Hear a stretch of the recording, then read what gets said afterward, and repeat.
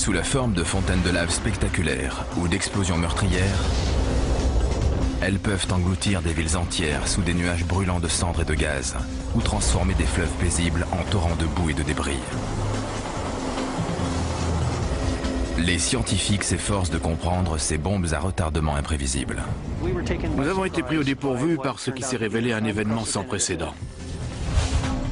Nous allons parcourir la planète pour étudier certaines des éruptions les plus marquantes de notre époque.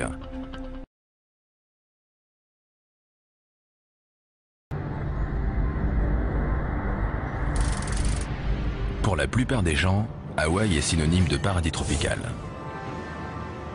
Mais sous les plages magnifiques et les forêts luxuriantes, bouillonne un chaudron brûlant et déchaîné. L'archipel est l'une des plus impressionnantes créations volcaniques de la planète. En effet, toutes les îles hawaïennes sont des volcans. Février 1983. Le Kilauea, sur la grande île d'Hawaï, projette une fontaine de lave à 80 mètres dans les airs. Comme le magma est fluide et peu gazeux, l'éruption n'est pas explosive, mais elle n'en est pas moins dangereuse. Durant 7 années, le flot de lave se déverse. Sa progression est assez lente pour que la population puisse y échapper, mais rien ne peut l'arrêter. En février 1990, il atteint le village de pêcheurs de Kalapana, où des centaines d'habitants sont évacués. Ça a été quelque chose d'horrible à regarder parce que la lave a grignoté progressivement tout le village. Chaque semaine, un nouveau pâté de maison avait disparu.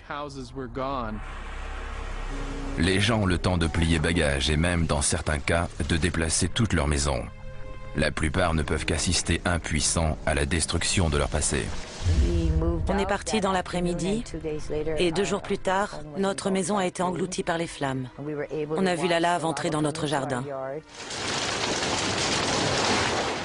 En décembre, le village est rayé de la carte, enseveli sous plus de 15 mètres de lave solidifiée.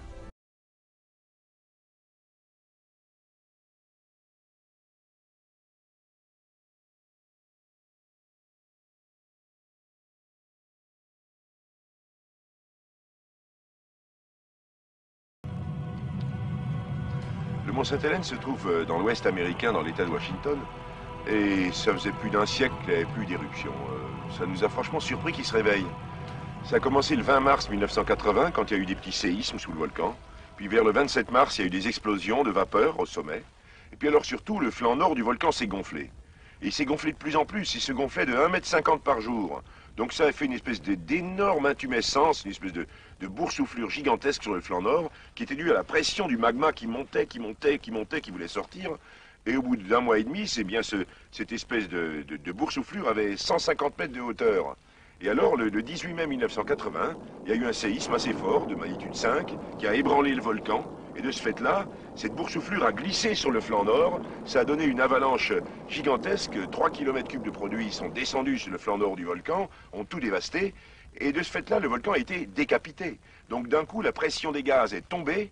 Et toute la pression du magma a pu se libérer. Ça a donné une énorme explosion verticale, donc un panache de cendres qui est monté à 25 km de hauteur. Et surtout, en même temps, un souffle horizontal qui est allé vers le nord en forme d'éventail, et ce souffle filait à 1000 km/h à une température de 300 degrés. Et il a tout dévasté jusqu'à 30 km au nord du volcan en moins de 2 minutes. Et enfin, des coulées de boue sont descendues les flancs du volcan, et ces coulées de boue ont tout dévasté dans les vallées jusqu'à 60 km du Sainte-Hélène. Ça a été en fait une énorme éruption, et on peut dire que c'est en fait la plus grosse explosion du siècle, puisque l'explosion du Sainte-Hélène, le 18 mai 80, c'était équivalent à 27 000 bombes atomiques comme celle d'Hiroshima.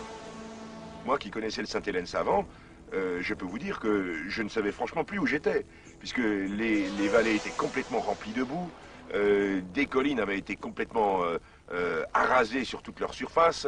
Le lac Spirit, qui était au nord du volcan, était monté d'environ 60 mètres à cause de cette avalanche de blocs qui étaient tombés dedans. Tous les arbres étaient couchés, ces grands pins Douglas, ils étaient tous couchés dans la direction du souffle. Il n'avait plus de branches latérales. Ils étaient complètement écorcés par le souffle, car le souffle, il a agi comme une espèce de gigantesque sableuse qui a abattu les arbres et qui les a complètement polis sur la surface. Dans le cas du Saint-Hélens, on avait évacué et pendant un mois, il ne s'est plus rien passé, le volcan était calme. Donc il y a eu une pression populaire fantastique et même politique pour que les gens puissent revenir. Et heureusement, on les a maintenus à l'extérieur, parce que si on ne l'avait pas fait, il y aurait eu 35 000 morts. Et heureusement, l'explosion est venue prouver que finalement, nous avions raison.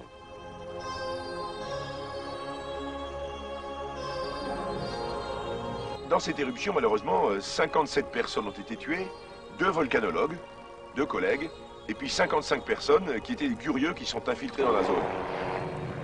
Pendant qu'on était sur place, il y a eu plusieurs explosions, des gros panaches de cendres qui sont montés à 18 km de hauteur, et alors surtout des nappes de ponce. C'est un phénomène tout à fait excitant pour le volcanologue, parce que ça descend les flancs du volcan à grande vitesse, 300, 400 km à l'heure, et des températures de 700 degrés. Et il nous est arrivé de nous déposer sur une nappe de ponce qui venait de se mettre en place. Alors ça, c'était fabuleux, parce que l'hélicoptère descend, et quand il arrive au niveau de la nappe de ponce, il y a toute cette ponce qui se met à voler, ça fait un nuage incroyable, et c'est très mauvais pour les turbines d'hélicoptère, d'ailleurs, il a fallu en remplacer plusieurs. Mais quand alors on débarque, qu'on se met à marcher sur ce dépôt, c'est un grand moment. Parce que ce dépôt, il est fluidisé, c'est-à-dire qu'il est saturé de gaz. Et quand on se met à mettre le pied sur ce dépôt, on s'enfonce tout de suite, et à, disons, 15-20 cm de profondeur, il y a encore 100 degrés. Et on a mesuré avec un thermocouple, donc un thermomètre, la température sous nos pieds à 1,50 m, ça avait 750 degrés, le dépôt en question. Je voyais ce panache de cendres qui montait, qui prenait une forme de champignon atomique. On se précipite dans la voiture, on arrive à l'aéroport, plus d'hélicoptères, tous partis. Je trouve un avion, un petit Cessna, et je dis au pilote, au Saint-Hélens. Et lui, il voulait pas du tout aller par là. Donc ça a été carrément un détournement d'avion. On est monté à bord, on dit voilà, vous partez Saint-Hélens, direction Saint-Hélens. Et on va vers le Saint-Hélens, on voyait ce panache qui faiblissait, qui faiblissait, qui faiblissait. On s'est dit, zut, on va le rater. On arrive au niveau du Saint-Hélens, plus d'activité. Je dis, raté, encore une fois raté. Alors là, vraiment, j'aurais préféré que l'avion tombe et s'écrase, tellement c'était épouvantable pour moi en tant que volcanologue. Et puis, heureusement, une énorme explosion s'est faite à ce moment-là. Et plus belle que la première, plus haute. Elle est montée à 23 km de hauteur. C'est une espèce de colonne de cendres immense qui est montée dans le ciel. Ça a été absolument fabuleux. On a tourné autour pendant 2h30 jusqu'à la nuit. C'est un des grands moments de mon existence. On avait l'impression d'assister à l'apocalypse et en même temps la lumière était fantastique. Puis c'était le coucher du soleil, c'est devenu tout rouge, rouge lit de vin à cause de la diffraction de la lumière sur les particules de cendre. C'était d'une beauté infernale.